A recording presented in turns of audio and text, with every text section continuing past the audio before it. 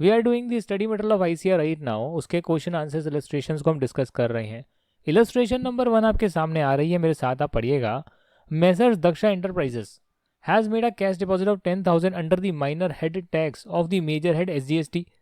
तो सारे हेड्स बने हैं, एसजीएसटी, यूटीजीएसटी, आईजीएसटी, सीजीएसटी, उसमें और बहुत सारे माइनर हेड्स हैं कि भाई टैक्स की पेमेंट कर रहे हो, इंटरेस्ट की कर रहे हो, पेनल्टी कर रहे हो, फीस दे रहे हो, क्या दे रहे हो आप। उसने सीजीएसटी नहीं, उसने एसजीएसटी के हेड में, माइनर हेड में जो है टैक्स के लिए डिपॉजिट करा है।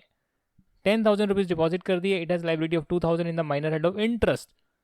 इंटरेस्ट में भी लाइबिलिटी है, क्या वो पेमेंट कर सकते हैं क्या? जी हाँ, उनको एक फॉर्म भरना पड़ेगा ट्रांसफर का, PMT 09, और 10,000 रुपये जो अवेलेबल है उसमें से 2,000 वो दूसरी जगह पे ट्रांसफर कर सकते हैं जहाँ से उनको एक्चुअली में पेमेंट करनी है। तो भले ही आपने SGST में टैक्स के हेड में दिया हो, आप उसको घुमाकर हटाकर इंटरेस्ट वाले सब हेड में डाल सकते हैं और उससे इंटरेस्ट की पेमेंट कर सकते हैं। पहले अलाउ नहीं होता था, अब अलाउ हो गया है। इलस्ट्रेशन नंबर 2 देखिएगा। मिस्टर आलोक एक रजिस्टर्ड सप्लायर हैं टैक्सेबल गुड्स के, फाइल करते हैं GSTR 3B for the month of January 20। 15 अप्रैल को फाइल कर देते हैं। प्रिस्क्राइब ड्यू डेट जो है फाइल करने की वो तो 20 फरवरी है। अमाउंट जो नेट GST पेबल है वो कैश में पेबल है, that is electronic cash ledger on the supplies made by him for the said month work out to be 36,500 which was paid on 15th April. Briefly explain the related provisions and compute the amount of interest payable under CGST Act by Mr. Alok. Ignore the effect of leap year if applicable in this case. अगर आप यहाँ देखेंगे तो आपको पता लग रहा है सीधा सीधा कि भैया 20 फरवरी तक देना था, मार्च हो गया, 15 तारीख अप्रैल की भी आ गई, डिले कर दिया इन्होंने। कितने दिन से डिले कर दिया आप काउंट करके बताएंगे? करीब करीब 54 डेज, यानी कि 14 दिन जो है डिले हो गया। 20 के बाद जो है आप 8 तारीख ऐड कर लीजिए, 8 हो गए आपका फेब के, 31 हो गए मार्च के, तो 31 मार्च और 8 और ऐड कर लीजिए, तो टोटल कितने हो गए? 39 हो गए। अब 39 में अगर आप 15 जोड़ देंगे तो 54 आएगा। मेरे हिसाब से ऐसा ही कुछ करा हुआ है कि 20 फेब को करना था, नहीं करा, तो 21 फेब से जो है डेज काउंट करना शुरू करा आपने, 15 अप्रैल तक आया 54 डेज। तो आपने जो है 18% का इंटरेस्ट निकाला और 54 डेज डिवाइड बाय 365 करके 54 डेज का इंटरेस्ट जो है वो आपने पे कर दिया। ठीक है जी, कोई दिक्कत तो नहीं है इसमें? नहीं सर, कोई दिक्कत नहीं है। Messrs ABC Limited have filed their GSTR 3B for the month of July 20 within the due date prescribed under section 39. जुलाई की रिटर्न 20 अगस्त तक भर दी है। Post filing of the return the registered person has noticed during September 20 that the tax dues for the month of July 20 have been short paid by 40,000. Messrs ABC Limited has paid the above shortfall of 40,000 through GSTR 3B of September 20 filed on 20th October 20. Cash ledger से payment करी है 30,000 की, credit ledger से करी है 10,000 की, interest payable बताना है। What would be your answer अगर GSTR 3B जुलाई महीने की जो है वो बिलेटेडली फाइल करी होती, आपने बाद में फाइल करी होती, एंड सेल्फ असेसमेंट टैक्स 40,000 का जो है बन रहा होता, जिसमें कैश लेजर से 30,000 और बाकी क्रेडिट लेजर से आप एडजस्ट करके पे कर रहे होते, ये आपको बताना है। There exists adequate balance in cash and credit ledger, वो गिवन है। No supply has been made nor tax payable for the month of July other than 40,000, इसके अलावा और कोई टैक्स नहीं है, और आपको लीप ईयर को इग्नोर करना है। क्योंकि एग्जाम्पल बोल्ड में दे रखा है, दैट मीन्स यहाँ पर अमेंडमेंट आई है। ये अमेंडमेंट क्या कहती है? अमेंडमेंट कहती है जब इंटरेस्ट पे करना होता है उसमें एक छोटा सा अमेंडमेंट या प्रोविजन सेट करा गया है कि जो आपकी नेट लाइबिलिटी होगी to be paid in cash, सिर्फ उसी पर जो है आप इंटरेस्ट देंगे अगर आप ड्यू डेट के बाद रिटर्न भरते हैं। इस केस में क्या हुआ है? इस केस में उन्होंने रिटर्न तो टाइम पर भरी है, पर उन्होंने जो है 40,000 का जो है डिफॉल्ट कर दिया, पेमेंट नहीं कर पाए हैं, हालांकि रिटर्न उन्होंने टाइम पर भरी है। तो यहाँ तो इंटरेस्ट ग्रॉस लाइबिलिटी पर ही कैलकुलेट होगा क्योंकि रिटर्न टाइम पर भरी गई है। 40,000 पर ही इंटरेस्ट कैलकुलेट करेंगे। 40,000 का आपका पेमेंट बनता है, उस पर आप इंटरेस्ट कैलकुलेट करेंगे। 20 अगस्त को रिटर्न भरी, 40,000 का शॉर्टफॉल था और वो 40,000 मैंने 20 अक्टूबर वाले रिटर्न में दे दिए, तो इस पीरियड का जो मेरा इंटरेस्ट बनता है वो 18% के हिसाब से, नंबर ऑफ डेज के हिसाब से कैलकुलेट कर लिया।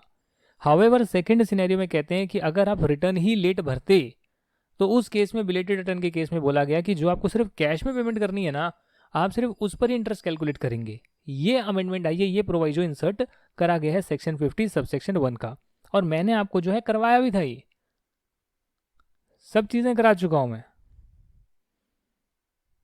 टेस्ट योर नॉलेज करेंगे। Examine the authority vested under CGST act for preventing a registered person from utilising the input tax credit availed in a fraudulent manner.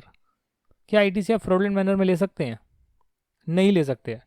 अगर कमिश्नर कोई officer को पता लगा तो वो रोक देगा, उसे जैसी रीज़न मिलेगा कि भैया ये तो फ्रॉडुलेंटली अवेल कर रहा है, इनएलिजिबल है फिर भी ले रहा है, जो इनवॉइस नहीं है इसके पास उस पर भी ले रहा है, वो रोक देगा, वो आपका ITC का क्रेडिट यूटिलाइज करना रोक देगा,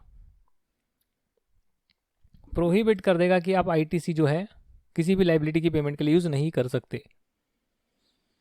मिस्टर ए ने डिपॉजिट करा है 30,000 माइनर हेड में, IGST के इंटरेस्ट वाले में इसने 30,000 डिपॉजिट करा। डिपॉजिट करने के टाइम डालना होता है भैया मैं किसके लिए पेमेंट ये करना चाहता हूँ, तो उन्होंने डाल दिया। At the time of filing GSTR 3B for particular tax period उन्होंने नोटिस करा there is no sufficient amount under the minor head tax towards the payment of 30,000। Minor head tax वाले में 30,000 का शॉर्टफॉल पड़ रहा है।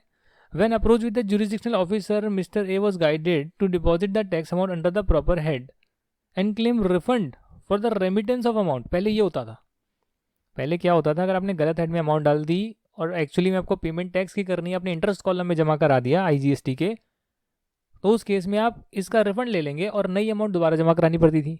अब ऐसा नहीं है, उसको ठीक करा गया है। तो यहाँ पर जो है आप लिखेंगे, क्या लिखेंगे कि जो प्रोविजंस है वो अलाउ करते हैं कि आप ट्रांसफ़र कर सकते हैं एक हेड से दूसरे हेड में, चाहे वो minor head IGST, CGST, SGST, UTGST को आप इसको दूसरे हेड में ट्रांसफ़र कर सकते हैं, किसी भी दूसरे हेड के किसी भी माइनर हेड में ट्रांसफ़र कर सकते हैं GST PMT 09 फॉर्म भर के। तो इसके लिए ऐसा कर सकते हैं, ट्रांसफ़र कर सकते हैं, कोई दिक्कत इन्हें नहीं आएगी, इन्हें डिपॉजिट करने की ज़रूरत नहीं है अमाउंट।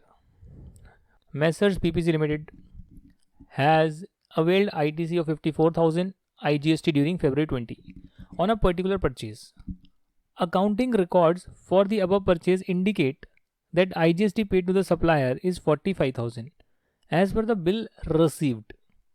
आप क्लेम कर रहे हैं 54,000, पे करा है 45,000। अब GSTR 1 जो अपलोड करा है सप्लायर ने उसमें 45,000 ही आ रहा है। बताइए कि भैया किस वैल्यू पर आपको जो है अलाउ करा जाएगा। What value shall be updated in the ledgers maintained on behalf of PPC Limited on the common portal? तो इस केस में जो है 45,000 आपने पे करा, however अवेल कर रहे हैं आप 54,000 का। Input tax credit self-assessed in the return of a registered person shall be credited to his electronic credit ledger in accordance with section 41 to be maintained in such manner as may be prescribed। लिखते हैं कि भैया जो आप अपने हिसाब से show कर रहे हैं फिलहाल तो हम उसी अमाउंट को आपके क्रेडिट लेजर में रिफ्लेक्ट करेंगे। Accordingly, electronic credit ledger of Messrs PPC Limited shall be updated with the value of 54,000 as per self-assessed return to be filed for the month of February 20, though the input credit shown by the supplier is only 45,000। इसे बोलते हैं mismatching, इसे बोलते हैं mismatching. एक तो क्या था, एक तो ये था कि भैया सामने वाले ने इनवॉइस अपलोड ही नहीं करा, तो उसमें तो आप 10% तक फिर भी ले सकते थे। यहाँ इनवॉइस अपलोड करा है पर जो आप क्लेम कर रहे हैं और वो क्लेम कर रहे हैं वो अमाउंट में डिफरेंस है। तो हमारा एक्ट बोलता है कि भैया जो आपने अमाउंट शो करनी है, सेल्फ असेसमेंट आप कर रहे हैं, अपनी रिटर्न भर रहे हैं, आप जो शो करेंगे वही हम मानेंगे। हालांकि बाद में जो है हम इसकी मैचिंग मिसमैचिंग करते रहेंगे, वो आपके फाइनल में है, अभी नहीं है। मैसर्स ABC कंपनी ने डिफ़ॉल्ट कर दिया रिटर्न भरने के लिए सेक्शन 39 में जो दे रखी थी डेट, मार्च 20 की रिटर्न उन्होंने टाइम पे नहीं भरी। रीज़न जो है उसका है closure of books of March 20 which have been finalised during May 20। GST common portal prompted the payment of late fee 2,000 रुपये की। Accountant of ABC and company sought your confirmation for payment of such late fee through the balance available in electronic credit ledger for the late fee. जी नहीं, late fee की payment, interest की payment, penalty की payment, fee की payment सिर्फ cash ledger से कर सकते हैं, क्रेडिट लेजर से सिर्फ टैक्स का अमाउंट एडजस्ट कर सकते हैं। तो यहाँ पर आप लिख कर आएंगे इलेक्ट्रॉनिक कैश लेजर से ही एडजस्ट हो सकता है। पर आंसर को फ्रेम कैसे करेंगे, स्टार्टिंग में पहले समझाएंगे कि सेक्शन 49 सबसेक्शन 3 जो CGST एक्ट का है वो प्रोवाइड करता है कि अमाउंट जो अवेलेबल होगी कैश लेजर में उसको हम यूज़ कर सकते हैं टैक्स, इंटरेस्ट, पेनल्टी, फ़ी या किसी और अमाउंट को पे करने के लिए। फर्दर सेक्शन 49 सबसेक्शन 4 बताता है कि जो इलेक्ट्रॉनिक क्रेडिट लेजर में अमाउंट होगी वो सिर्फ आउटपुट टैक्स पे करने के लिए यूज हो सकती है। Accordingly as per combined reading of above provisions, जो अबव फीस है वो इलेक्ट्रॉनिक कैश लेजर से ही पे हो सकती है, इलेक्ट्रॉनिक क्रेडिट लेजर से नहीं हो सकती। देयरफॉर जो एबीसीएन कंपनी है उनकी कंटेंशन करेक्ट नहीं है। जो अमाउंट है कॉमन पोर्टल पे वो डिपॉजिट आप करेंगे इलेक्ट्रॉनिक कैश लेजर से ही जो है फीस की पेमेंट करेंगे। इसके बाद है how many types of electronic ledgers are there? 3, electronic credit ledger, electronic cash ledger, electronic liability ledger. What are the main features of GST payment process? यार payment process क्या समझाना यार, फीचर्स देख लीजिए भाई। जीएसटी पेमेंट प्रोसेस में क्या क्या फ़ायदे मिलेंगे? इलेक्ट्रॉनिकली चालान जनरेट हो जाएगा, hassle free any time anywhere जो है टैक्स की पेमेंट कहीं से भी कर सकते हैं, कन्वीनियंस से ऑनलाइन भी पेमेंट कर सकते हैं, इलेक्ट्रॉनिक फॉर्मेट में कर सकते हैं, गवर्नमेंट को जो है फटाफट से पैसा मिल जाता है, पेपरलेस ट्रांजैक्शन होती है, स्पीडी अकाउंटिंग रिपोर्टिंग हो सकती है, रिकंसिलेशन फटाफट बना सकते हैं, सिंप्लीफाइड प्रोसीजर है बैंक के लिए, और वेयर हाउसिंग ऑफ डिजिटल चालान भी सारे ऑनलाइन जमा हो जाते हैं, सेव हो जाते हैं। Are principles of unjust enrichment applicable for the payment made under GST? Unjust enrichment का मतलब यदि किसी पर्सन ने टैक्स जो दिया है गुड सर्विस पर, unless a contrary is provided by him, be deemed to have been passed on the full incidence of such tax to the recipient of such goods or services or both। इसका मतलब क्या है? इसका मतलब ये है ऐसा नहीं कर सकते कि आप टैक्स कलेक्ट तो कर रहे हैं बट सरकार को जमा नहीं करा रहे। हम हमेशा यही मानेंगे, सरकार को जो भी पे कर रहे हैं आप वो आगे पास ऑन कर सकते हैं। State the name of output tax under GST where any of the input tax credit under GST can be availed. भैया आईजीएसटी के लिए ना आप कोई भी क्रेडिट को एक्चुअली में यूज़ कर सकते हैं। पहले आईजीएसटी का कर लेना वो अलग बात है, बट कर तो सकते हैं ना। आईजीएसटी की पेमेंट के लिए कोई भी क्रेडिट यूज़ किया जा सकता है। क्वेश्चन 9, साहिल एक सप्लायर हैं टैक्सेबल गुड्स के कर्नाटका में। उन्होंने अपने आप को रजिस्टर कराया है जीएसटी में सितंबर मंथ में। वो अपनी जीएसटी की आईजीएसटी लाइबिलिटी पे करना चाहते हैं। Since he is making GST payment for the first time, he is of the view that he needs to mandatorily have the online banking facility to make payment of GST. Offline payment is not permitted under GST. You are required to apprise Sahil regarding the various modes of deposit in the electronic cash ledger। देखिए, manual चलान हो सकते हैं क्या? Validity period क्या होगा चलान का? Cross utilisation हो सकता है क्या? देखिए हो सकता है। आपको पता है कि पेमेंट जो है वो कैसे कैसे की जाती है?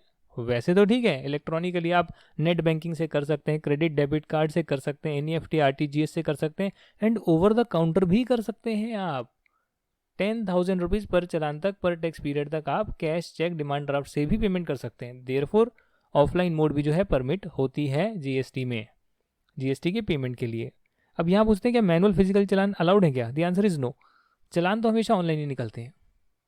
आपने पढ़ा है कि जब हम पढ़ रहे थे चलान जनरेट करने का, हम हमेशा देख रहे थे ऑनलाइन जनरेट होगा, ऑनलाइन जनरेट होगा और 15 दिन के लिए वैलिड होगा। जो रजिस्टर्ड पर्सन है वो ट्रांसफ़र कर सकता है भैया, टैक्स, इंटरेस्ट, पेनल्टी या फीस या किसी भी जगह पर अमाउंट को ट्रांसफ़र कर सकता है। अगर उसने मान लो कि सीजीएसटी में टैक्स के पोर्शन में 10,000 कैश में जमा करा दिए, पर उसे पता लगा भाई सीजीएसटी का तो क्रेडिट पड़ा है, मैं यूज़ कर लूँगा इसको, तो मैंने कैश जो जमा कराया वो सीजीएसटी के टैक्स से हटाकर आईजीएसटी के टैक्स वाले में डाल देता हूँ, तो वो कर सकता है, वो चीज़ वो कर सकता है। क्योंकि जब आप कैश जमा कराते हैं तो आपको बताना होता है आप कौन सी चीज़ के लिए कैश जमा करा रहे हैं। कैश लेजर में ही करा रहे हैं, बट कैश लेजर में भी किस पर्टिकुलर हेड के लिए करा रहे हैं वो बताना होता है। अगर आपको बाद में अमाउंट ट्रांसफर करनी होती है तो वो भी आप कर सकते हैं दूसरे हेड में। सुहासिनी जो है रजिस्टर्ड सॉफ्टवेयर कंसल्टेंट है। On account of her ill health she could not provide any service during the month of October. However she had incur all the expenses relating to the office. She paid 75,000 to various vendors. Total input tax involve जो है in goods का वो है 13,500। Out of the total bills paid by her, one bill जो 15,000 का है relates to security service availed for security of her office, tax on which is payable under reverse charge. Input tax involve in such bill is 2,700 rupees. अच्छा, 15,000 का bill pay reverse charge बनता है 2,700 रुपये का, और बाकी जो इनपुट टैक्स बनता है वो 13,500 बनता है। सुहासिनी की ओपिनियन है कि अक्टूबर मंथ में जो है जीएसटी तो उन्हें पेबल नहीं है कोई। No GST is payable from electronic cash ledger as she has sufficient balance in ITC, ठीक है ना, of GST, as she has sufficient balance of ITC for payment of GST under reverse charge. Do you think Suhasini is right? अरे भाई, आपको अगर payment करनी है तो रिवर्स चार्ज की जब आप पेमेंट करते हैं, मुझे बताइए, आप रिवर्स चार्ज की जब पेमेंट करते हैं वो आप किससे करते हैं? आईटीसी जो है अलाउड नहीं होता है रिवर्स चार्ज की पेमेंट के लिए। The amount available in electronic credit laser may be used for making any payment toward output tax. Output tax in relation to a taxable person means tax chargeable on the taxable supplies of goods, services or both made by him or by his agent but exclude the tax payable by him on a reverse charge basis. That means कि अगर आपको कोई सामान मिला वो तो input है पर रिवर्स चार्ज में फॉल करता है तो टैक्स आपको देना पड़ेगा बट उसको देने के लिए आप इनपुट टैक्स क्रेडिट का यूज नहीं कर सकते हैं। तो same is always required to be paid through electronic cash ledger and not electronic credit ledger. Thus, Suhasini is wrong. She will have to pay the GST of 2700 on security service through electronic cash ledger. ये हुई ना बात sir, सारी चीज हो गई ना discuss, और डिस्कस होने से पहले चैप्टर को करना था रिवाइज।